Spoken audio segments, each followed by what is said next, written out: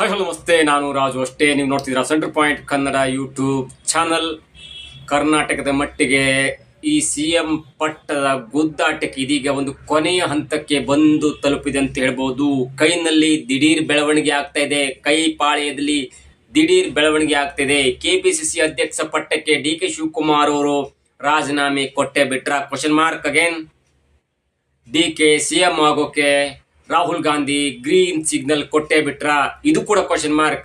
ಕುತೂಹಲ ಹುಟ್ಟಿಸಿದೆ D K Shivakumar ಅವರು ಮಾಡಿದಂತ ಹಂಚಿಕೊಂಡಂತ ಆ ಒಂದು ಪೋಸ್ಟ್. ಏನಿದ್ರೆ ಅಪ್ಡೇಟ್ ಇವೆಲ್ಲವನ್ನ ನೋಡೋಣ. ಅದಕ್ಕಿಂತ ಮೊದಲು ಇಲ್ಲಿ ತನಕ ನಮ್ಮ ಚಾನಲ್ ನ ಸಬ್ಸ್ಕ್ರೈಬ್ ಮಾಡಿಲ್ಲ ಅಂದ್ರೆ ಈಗಲೇ ಸಬ್ಸ್ಕ್ರೈಬ್ ಮಾಡಿ, ಜೊತೆಗೆ ಕಾಮೆಂಟ್ಗಳ ಮುಖಾಂತರ ತಮ್ಮ ಅಭಿಪ್ರಾಯವನ್ನ ತಿಳಿಸಬಹುದು. ಎಸ್ ವೀಕ್ಷಕರೇ, ಡಿ ಕೆ ಶಿವಕುಮಾರ್ ಅಂದ ಕೂಡಲೇ ಇಲ್ಲ ಮುಂದಿನ ಮುಖ್ಯಮಂತ್ರಿ ಆಗ್ತಾರೆ ಮತ್ತು ಆಗ್ಲೇ ಬೇಕು ಎನ್ನುವಂತ ಹಠವನ್ನ ಹಿಡ್ಕೊಂಡಿರುವಂತ ಒಬ್ಬ ಪಕ್ಷದ ನಿಷ್ಠಾವಂತ ಕಾರ್ಯಕರ್ತ. ಆ ನಿಷ್ಠಾವಂತ ಕಾರ್ಯಕರ್ತ ಅನ್ನೋದಕ್ಕೆ ದೊಡ್ಡ ಹಿಸ್ಟ್ರಿ ಇದೆ. ಕಾಂಗ್ರೆಸ್ ಪಕ್ಷಕ್ಕೆ ಬೇಕಂದಾಗ ತನ್ನ ಪ್ರಾಣವನ್ನೂ ಬೇಕಾದ್ರೂ ಕೊಡ್ಲಿಕ್ಕೆ ಸಮರ್ಪಣಾ ಭಾವದಿಂದ ಪಕ್ಷ ಸೇರಿದ್ದ, ಅಂದ್ರೆ ಪಕ್ಷದ ಕಾರ್ಯಕರ್ತನಾಗಿ MLA ಆಗಿ ಇಲ್ಲಿಯ ತನಕ ಕೂಡ ಬೇರೆ ವ್ಯಕ್ತಿಗಳಿಗೆ ಕಂಪೇರ್ ಮಾಡಿದ ಡಿ ಕೆ ಶಿವಕುಮಾರ್ ಅವರಷ್ಟು ಪಕ್ಷ ನಿಷ್ಠೆಯ ವ್ಯಕ್ತಿ ನಾನು ಯಾವ ಪಕ್ಷದಲ್ಲೂ ಕೂಡ ಕಾಣ್ಲಿಕ್ಕೆ ಸಾಧ್ಯ ಇಲ್ಲ. ಕರ್ನಾಟಕದ ಮಟ್ಟಿಗೆ ಬಂದಾಗ ಅದು ದೇಶ ಕಂಡಂತ ಒಬ್ಬ ಅಪ್ಪಟ ಕಾಂಗ್ರೆಸ್ ಕಾರ್ಯಕರ್ತ ಅಂತ ಹೇಳ್ಬೋದು. ಇದು ಒಂದು. ಎರಡನೇದಾಗಿ, ಡಿ ಕೆ ಶಿವಕುಮಾರ್ ಅವರಿಗೆ ಸಿಎಂ ಪಟ್ಟ ಕೊಡಬೇಕು, 2.5 ವರ್ಷ ಆದ ನಂತರ ಸಿಎಂ ಪಟ್ಟ ಬೇಕೆನ್ನುವಂತ ಮಾತನ್ನ ಸ್ವತಃ ಮಾಧ್ಯಮದ ಮುಂದೆ ಅನೇಕ ವ್ಯಕ್ತಿಗಳ ಮುಂದೆ, ಸಂಪಾದಕರ ಮುಂದೆ ಡಿ ಕೆ ಶಿವಕುಮಾರ್ ಅವರು ಹೇಳಿಕೆಯನ್ನು ಕೊಟ್ಟಿದ್ರು.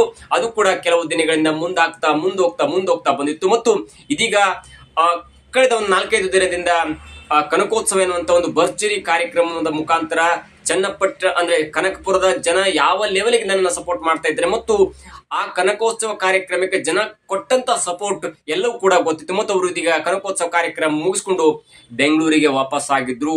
ಆ ಬೆಂಗಳೂರಿಗೆ ವಾಪಸ್ ಸಂದರ್ಭದಲ್ಲಿ ಈಗ ಸಂಜೆಯ ವೇಳೆಗೆ ಅವರು ಕೊಟ್ಟಂತ ಒಂದು ಸಂದೇಶ ಇದೆಯಲ್ಲ, ಅದು ಈಗ ಕಾಂಗ್ರೆಸ್ ನಲ್ಲಿ ಕೊಲ್ಲೋಲವನ್ನ ಸೃಷ್ಟಿ ಮಾಡ್ತಾ ಇದೆ. ಅವರು ಮೊನ್ನೆ ಕೂಡ ಒಂದು ಸೆಂಟೆನ್ಸ್ ಅನ್ನ ಹೇಳಿದ್ರು, ನನ್ನ ಈ ಕನಕೋತ್ಸವ ಕಾರ್ಯಕ್ರಮಕ್ಕೆ 50 MLAಗಳು ಬಂದು ಹೋಗ್ಬಿಟ್ರು ಎನ್ನುವಂತ ಒಂದು ಮಾತನ್ನ ಹೇಳಿದ್ರು.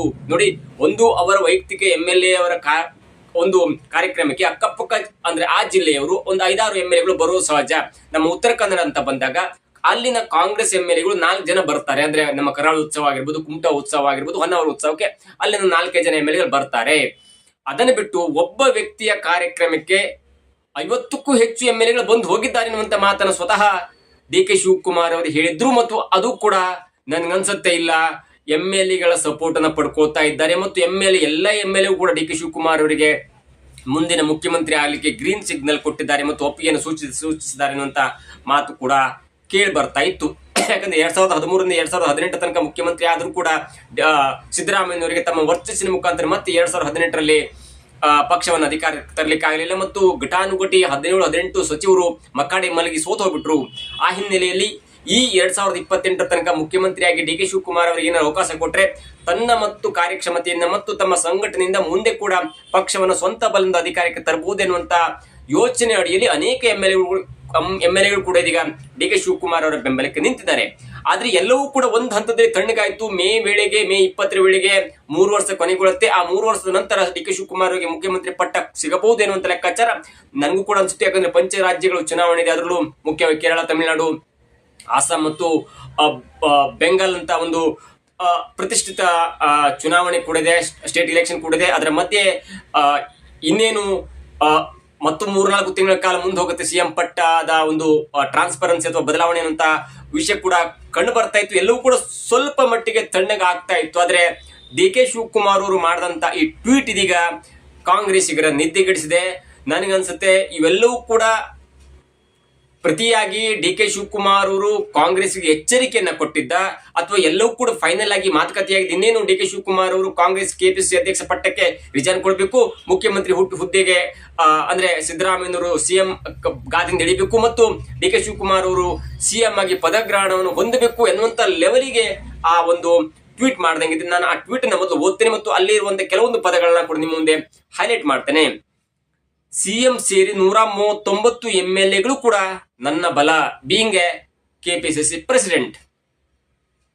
ಅವರು ಮುಂದುವರೆದು ಹೇಳ್ತಾರೆ, ಆ ಸುದೀರ್ಘವಾದಂತಹ ಒಂದು ಲೇಖನದಲ್ಲಿ ಹೇಳ್ತಾರೆ, ಸಿಎಂ ಸಿದ್ದರಾಮಯ್ಯನವರು ಸೇರಿದಂತೆ 139 ಶಾಸಕರು ಅಂದ್ರೆ MLAಗಳು ಕೂಡ ನನ್ನ ಬಲ. ಸಿದ್ದರಾಮಯ್ಯನವರು ಪ್ರತಿಶತ 100ಕ್ಕೆ 100ರಷ್ಟು ನನ್ನ ಜೊತೆಗಿದ್ದಾರೆ, ಇದರಲ್ಲಿ ಬೇರೆ ಪ್ರಶ್ನೆ ಇಲ್ಲ. ನಾವಿಬ್ಬರೂ ಪರಸ್ಪರ ಕೈ ಜೋಡಿಸಿ ಕೆಲಸ ಮಾಡಿಕೊಂಡು ಹೋಗುತ್ತಿದ್ದೇವೆ, ಮುಂದೆಯೂ ಕೂಡ ಕೆಲಸ ಮಾಡ್ಕೊಂಡು ಹೋಗ್ತೇವೆ.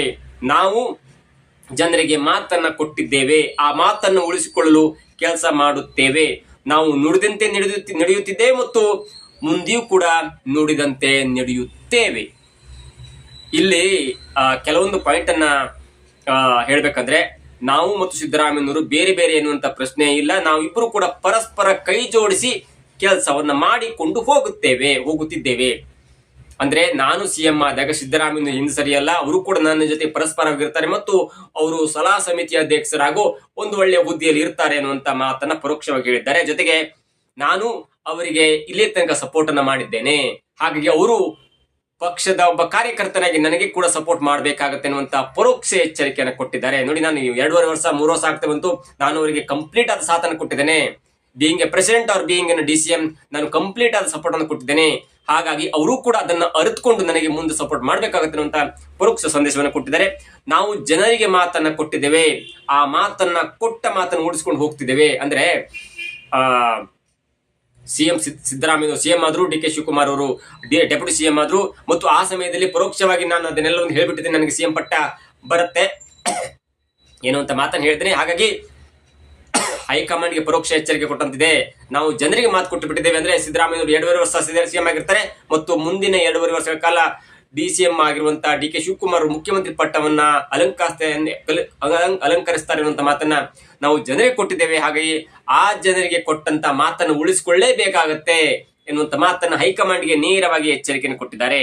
ಜೊತೆಗೆ ನಾವು ನುಡಿದಂತೆ ನಡೆದಿದ್ದೇವೆ, ಇನ್ ಮುಂದೆ ಕೂಡ ನುಡಿದಂತೆ ನಡೆಯುತ್ತೇವೆ. ನಿಮ್ಗೆ ಅರ್ಥ ಆಗಿರ್ಬೇಕು ಹೇಳಿದನ್ನ.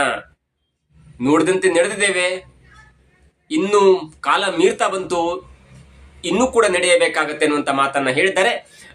ಇದು ಸ್ಪೆಷಲ್ ಟ್ವೀಟ್ ಅಂತ ಹೇಳ್ಬೋದು. ನೋಡಿ, ಇಲ್ಲಿ ದಿನ ಈಗ ಒಂದು 15 ದಿನಗಳಿಂದ ಸಿಎಂ ಫೈಟ್ ಇರಲಿಲ್ಲ.